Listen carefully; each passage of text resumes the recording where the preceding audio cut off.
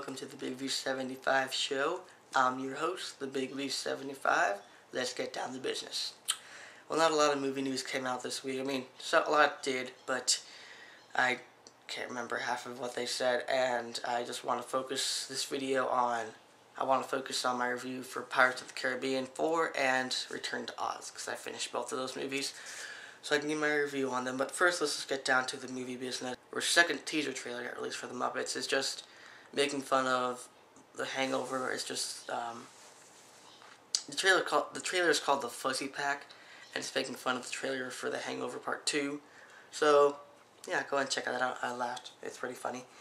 And the trailer got released for Shark Night 3D, which is like a really weird movie. It's just like these kids go out on the beach and they get eaten by sharks. It's like Jaws, except they're in a lake.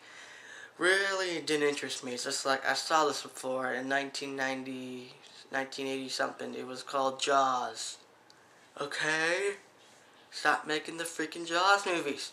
That's why they made Piranha 4. Piranha 3D. Anyways, check out those trailers. They're pretty okay, I guess, except for the Shark Night 3D. It looks like one of those prom night horror films, so I guess you can check that out if you want to see a horrible, horrible movie. Alright, anyways, so here's my review on Pirates of the Caribbean 4 on Stranger Tides. By the way, guys, before I start this video, I just want to let you know this is a spoiler review. I'm going to give a lot away from the movie, so if you don't want to hear what I have to say about the movie and the spoilers, go ahead, leave. I'll see you next time I post my next video, okay? So, bye-bye.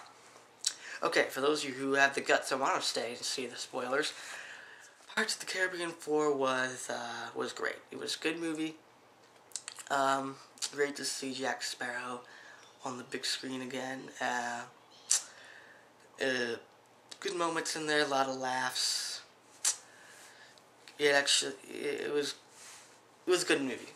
But just the thing I really didn't like about it was, well, at first we go through the movie, we see Jack Sparrow, he's captured by the British, he escapes, and apparently there's this person who's playing him and making rumors that he's going to go to the Fountain of Youth when he's really not.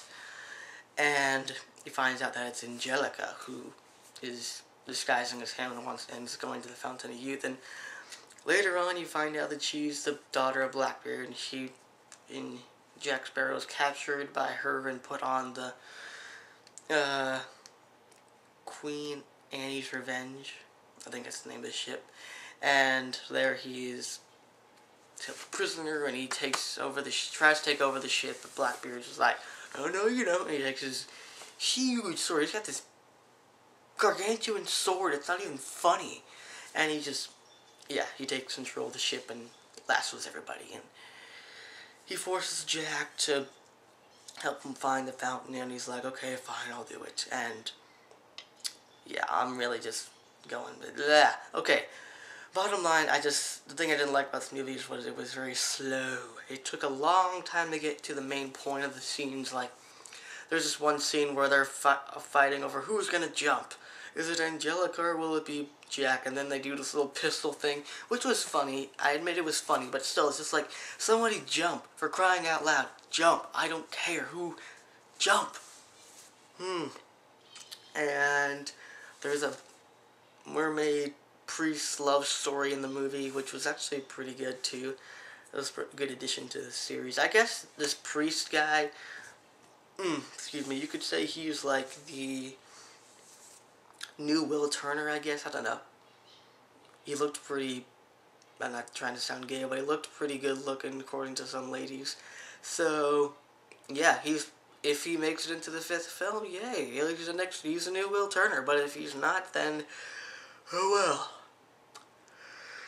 Anyways, but the ending, the ending scene just really was sort of very disappointing. The ending scene is Jack helps Jack helps Blackbeard find the Fountain of Youth, and then Barbossa and the British guys come up and say, hold it right there, you're under arrest. And he says, over my dead body, you son of a gun. And they have a sword fight, which is which is like the reason why Barbossa wants to kill Blackbeard is because Blackbeard captured the Black Pearl in a bottle. So yeah, the Black Pearl's in a bottle. That's why you don't see it. And the monkey is still in the movie. He's just on the Black Pearl, and he's like a mini size, so you can't really see him. But he's in there, and so they have a sword fight, ching ching ching, and it's in the middle of the day, which really is like, what the heck? What the heck? I don't like sword fights in the middle of the day. Not right now. I mean, sure, the second movie, the Kraken ate Jack in the middle of the day, but still, that was a big suspenseful scene. This, it was just like two guys fighting. Not a lot of big nothing going on there. Really just sword fighting, wanting to kill each other. And then, I'm not gonna say how, but then Blackbeard is stabbed, or no, yeah, I'm not gonna say how Angelica almost dies, but she almost dies, and then Blackbeard is stabbed, and they're both clinging for dear life, and Jack Sparrow, he has the choice to either use the fountain to save Angelica or Blackbeard, because Angelica wants him to save her father, Blackbeard. And he doesn't, and he saves Angelica, and Blackbeard just goes, I mean, he doesn't blow up, but he just like, yeah, you see a lot of blood and guts splurting around, and you see his hand going out like, no! Then he dies. And there's a big cliffhanger left open for the 5th film, which is good. I like cliffhangers. So, but bottom line, this film was pretty. It was great, which is a 4 stars out of 5 on my review. So yeah, 4 stars out of 5, and I'm gonna go ahead and give the movie an 8 out of 10, just because there were some things that, the movie was slow, so that just really ruined some of the movie. But otherwise, good, 8 out of 10, great movie. Alright, now I want to make this fast so I can get my review done on Return to Oz. Okay, Return to Oz was pretty good. I mean, that's a 3.5 stars on my review, but yeah, it was pretty good. Just the things that I really didn't like about the movie was the Scarecrow. He didn't look anything like the Scarecrow in the original. I mean, I get Disney's trying to put their own twist on this, make us look all happy, but no, it just didn't work. It's just like, follow the first film, for crying out loud. And another also got me mad was you don't see Tin Man or Lion, the Cowardly Lion, anywhere. Well, you see them for like 2 seconds. One scene they're frozen, the next scene you see them, they're walking around, but they don't talk at all. And it just really got me mad. It's just like, what the frick are you doing, Dorothy? What are you doing? And they have replacements, which is like this. The first replacement is this Tin Man guy, whose name is TikTok. And the second guy is obviously replacement for Scarecrow. He's like a giant pumpkin head guy, and his name is Jack. And then there's this weird moose person with his head tied to a chair. And I don't remember what they call him. His name's like Scum or Scump, or I don't know what they call him. But yeah, he's technically a replacement for the Cowardly Lion. So that was just like, okay, I like the new characters, but still, you don't have to replace your old characters. It just really got me mad. It's like, what are you doing? What are you doing, Disney?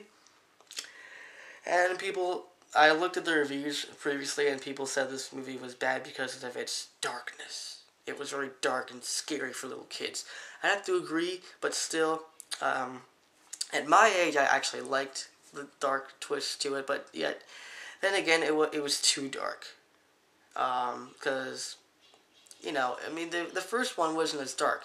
This was like fire, giant rock people eating people. It's just like, oh my gosh, it's too dark for me. So, yeah, they went a little overboard when they did this, so I just didn't like that. And it didn't feel like a Wizard of Oz. It felt like an Alice in Wonderland, so I didn't like that either. So, yeah, and then apparently this is a combination of 2 books from the Wizard of Oz series. One of them is called The Land of Oz, I think, or Return to Oz, I don't remember. And the other one's called Ozma of Oz, I think that's her name. But the thing is that Ozma is like this girl who is Queen of Oz, I guess, and I don't know, I can't remember what, but it was just a really rushed thing at the end of the movie. So, overall, I'm going to give it a 3.5 out of 5 stars and a 7 out of 10. It was pretty good, but yet there were just some things I just didn't like about it, so it was pretty good. And then, now that I'm done with that, I've already started my reviewing the Muppet Movie, which is the first in the Muppet series, or Muppet movies. So far I've gotten to part 5, but I'll just go ahead and get my review on that. It's actually a pretty good movie so far. So far we've met Kermit the Frog, the bear, I just can't, oh gosh.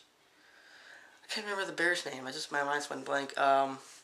Gonzo, we meet the chicken, we meet Miss Piggy, and that's all we've met so far, and that band, and the big hairy guy. And there's some catchy songs there. I like the movie so far. It's a good movie, it's a good Muppet movie, and they have a good villain. It's good so far. I have nothing bad about this movie right now, but right now I'm still keeping it at a 9 out of 10, just because I haven't seen the entire thing, and it's, I'm just keeping my, yeah, so far it's a pretty good movie. So, yeah. Okay, well that's about all I got to tell you guys about. Have a great week. I'll see you next time I post my next show. And once again, notification, become a fan of the Bigv75. It's a really awesome page. Subscribe to my YouTube page. Watch Jerry Stone 2 coming out very soon. Working on a new script. Big projects coming up, so get ready for that. And to go, on the Bigv75 here, and that's a wrap. What you wanna do?